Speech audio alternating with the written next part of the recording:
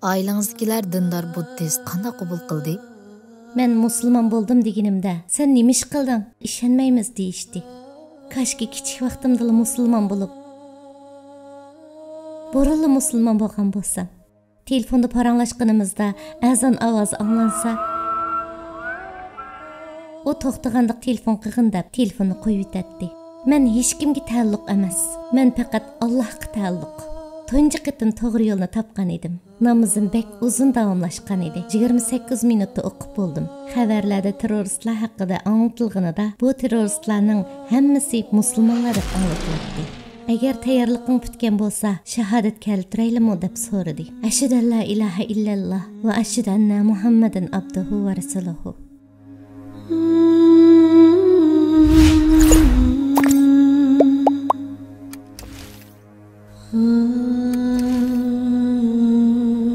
Alif kanalımızga hoş geldiniz. Burunqi ismingiz Ankütü ekan. Bizga o'zingizni qisqacha tunishtirib o'tamsiz? Bo'ladi.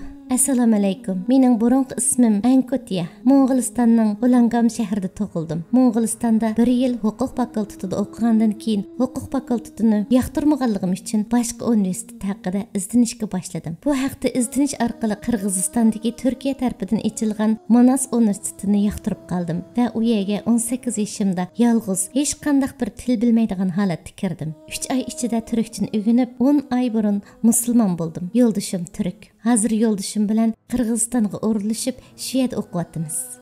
Bir buddist asosliq nimaga e'tiqod qiladi? Siz Budda diniga munosabatli ibodatlarni qilamdingiz? Ha, ibodatlarni qilatdim. Budda dinida birdan ko'p tangriga e'tiqod qiladi. Budda dinida e'tiqod qiladigan va ko'p savobga erishadigan dindor kishilar o'zining vafot bo'lgandan keyin tangri bo'lib qayta tug'ildiganligiga ishonadi. Budda dinida kishilar nimaga qarta muomala qiladi? Fikrning birdek bo'lmasligi kishilar orasida to'qinish paydo qilib qo'yamdi. Budda dinida kishilar o'zi nimani to'g'ri deb qarasa, shu bo'yicha yashayveradi. Masalan, nikoh yo'q to'y qilib bir uyda yashab bolalar bo'ladi. Bolalar bo'lib rasmiy bir oila bo'lgandan keyin ondan nikoh qiladi. Ya'ni Budda dinida birga yashab, bir-birini yaxshi tushunish bo'lgandan keyin to'y qilishga qaror berishadi. Xohlagan vaqtda to'y qilib, xohlagan vaqtda ajrasha oladi. Ammo men Turkiyaga kelgandan keyin, ya'ni musulmon bo'lgandan keyin islomdagi oila qurish shaklini intayin yoqtirib qoldim. Chunki kishilar bir-birining hurmatini, qadr-qimmatini qiladi ekan. Masalan, imom nikoh o'qishdan burun bir-birining qo'lini tutmasligi, billa aralashib o'tmasligi lozim ekan. Chunki bunday qilish islomda harom ekan. Ammo Mo'g'ulistonda halol harom deydigan bir narsa yo'q. Siz dadingiz bilan tunji qitim 14 yoshingizni ko'rishganligingizni aytdingiz. Nimalarni his qilgandingiz? 14 yosh vaqtim edi. Bir kuni bobomdan bu mening ismimning beshida keladigan ism kimning ismi? Nimishqa doim mening ismimning beshida turdi deb so'radim. Bobom menga "U sening dadangning ismi" degan edi. Bobom menga dadamning keldiganligini aytganda, men "Mening dadam bormi?" deb hayron qolgan edim. Kishilarning cho'qim dadasi bo'lganligini men shu vaqtda tushungan edim. O'gay dadam sababli dadam bilan jiq ko'rishamedim. Faqat dadam bilan ko'rish uchun 1 soatlikka yolg'on aytib ruxsat olib chiqdim. Dadam bilan tunji qitim ko'rishganimizda bir-birimizni bek uzun quchoqlashib ketdik. Dadam menga qarab, "Chiroying xuddi meni ko'paytib chaplab qo'ygandekla, menga o'xshaydi ekan" degan edi.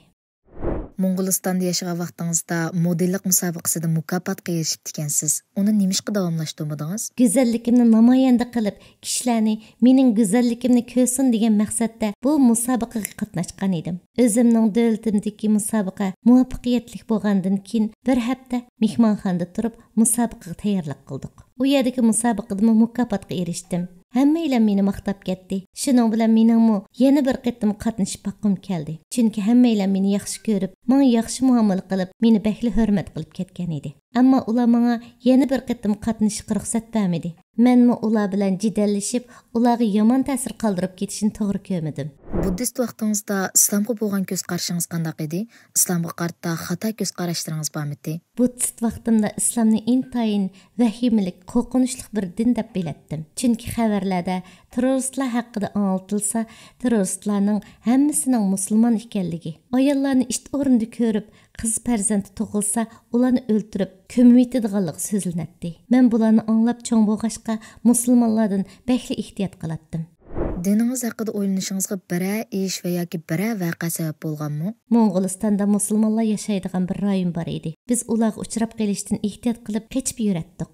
Azan o'qilganda ado qiladigan namoz deb bir ibodatning borligini kishilardan anglagan edim. Namozga chaqirish uchun azan o'qiladi. Bu dinga e'tiqod qiladigan kallamdagi u vahimalik, qo'rqinchli kishilar bilan birga turgandan keyin ularning qandaqligini bildim. Uningdan keyin bu haqda hech kimga tinmadim. Ammo bularning qandaq kishilar ekanligi haqida izlanishga boshladim. Bu mezgilda men turkchani o'rganayotgan bo'lg'achqa, bu haqda izlanish menga texmo manfaatli bo'ldi. U vaqtlarda tushunamagan savollarimni universitetdagi savodishimdan so'raydim. U menga bilganlarini deb berib, bilmaganlarini internetdan izlab tepib beradi. Men bir kuni u savodishimga mening masjidga berib, u yerning qandaqligini ko'rib boqqan ba dedim. U imomga aytib, menga uzun ko'nglakdan birini ipadi. Tunji qatim masjidga kirgandagi hissiyotimni so'ramayli qo'ying. Mening u yerdan chiqqim kelmagan edi. Masjid menga shunchalik rohat, jimjit, huzurliq bilingan edi. Men masjiddan chiqib ketib, o'z-o'zimga men islom haqida texim izlanib boqay. Bu nima degan go'zal bir makon dedim.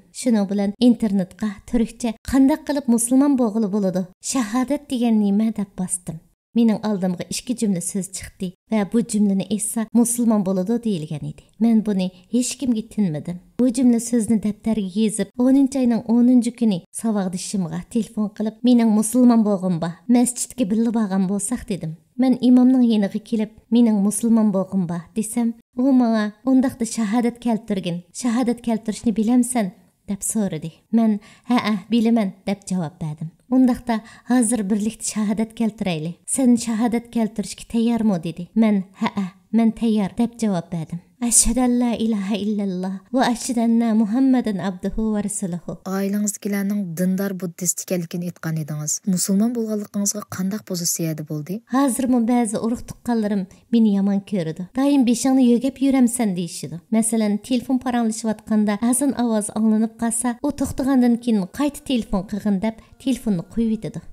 Do'stlaringizchu, ular qanday pozitsiyada bo'ldi? Ularga men musulmon bo'ldim deganimda, ularning ovozi tuyuqsiz o'zgarib ketdi. Sen nemish qildim deding? Biz bunda qilganiga ishonmaymiz. Chaqchaq qilmayotgansan deyishdi. Men jiddiy talaffuzda, "Yo'q, chaqchaq qilmadim. Rost aytaman. Men musulmon bo'ldim" dedim. Sening bunda qilganiga ishonmaymiz. Qandaqsiga bunda qilsan? Sen modellik musobaqasiga qatnashayotgan tursan, qandaqsiga birdamda bunda tez o'zgarib keta olaysan dedi. Ondan keyin bir qancha qatam paranglashgan bo'ldik. Keyin qat'iy paranglashmoqmadik. Agar hozirning o'zida eshikdan Rasululloh sallallohu alayhi vasallam kirib kelsa, uningga nima deyishni xohlaydingiz?